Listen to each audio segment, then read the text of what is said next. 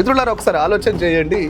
తెలంగాణలో ఇదంతా ఎందుకు ఈ డైవర్షన్ జరుగుతుంది అంటే జలదోపిడి జరుగుతుంది. జలదోపిడి జరిగినప్పుడు కవితను ఒక దిక్కు, ఈ గజ్జల గాత్రం ఆంబోతు లాంటి ఒక దిక్కు, ఇంకో దిక్కు సెంటిమెంట్ డ్రామా, ఇంకో దిక్కు రేవంత్ రెడ్డి జిల్లాలు మారుస్తున్నామని జిల్లాలో ఒక ఫ్రస్ట్రేషన్. ఇవన్నీ వేస్తూ అటు ఆంధ్రాకి నీళ్లు ఈ కట్టబెట్టడం కోసం కమిటీ వేయద్రా కొడుక అంటే కమిటీ మీద సంతకం వేసి కోర్టుకు పోతాడు. కోర్టు ఏం చెప్తుంది? కమిటీ వేసిన వాడు మాట్లాడుకోప్ప. ఎవరికి తెలియని రాజకీయాలు ఇవన్నీ. మిత్రులారా, తెలంగాణను దోపిడీ చేస్తున్నారు, ఎడారి చేసే కుట్ర చేస్తున్నారు. రేపటి భవిష్యత్తు పిల్లలు వచ్చి తూ అని ముఖాల మీద వచ్చే రోజు వస్తుంది.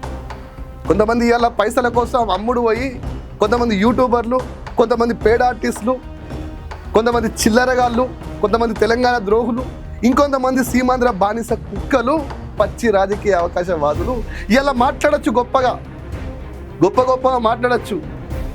కానీ ఏదో ఒక రోజు జాతి మిమ్మల్ని చేదరించుకోడు కాదు, అంగబట్టి నోట్లే ఊడుస్తారు. నోట్లే ఊస్తే నీ తరాలు నీ పిల్లలు తూ అని చెప్పుకునే రోజు వస్తుంది. ఒకసారి ఆలోచన చేయండి.